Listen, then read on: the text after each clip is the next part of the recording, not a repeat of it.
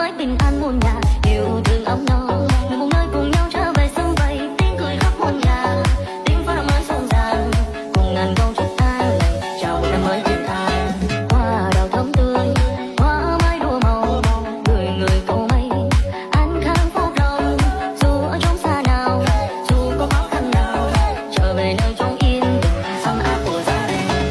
Tết là Tết sum vầy, cầu sum túc mọi nơi cùng đón xuân về và chung muôn nhà đều yên vui cùng ấm no, xóa bỏ những ưu phiền, xóa hết mọi đau buồn, đem yêu thương đến muôn nhà chào một năm mới yên bình. Bởi vì Tết là Tết sum vầy, cầu sum túc mọi nơi cùng đón xuân về và chung muôn nhà đều yên vui cùng ấm no, xóa bỏ những ưu phiền, xóa hết mọi đau buồn, đem yêu thương đến muôn nhà chào một năm mới yên bình.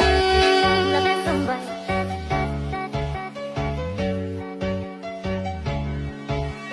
Tết là Tết sum vầy.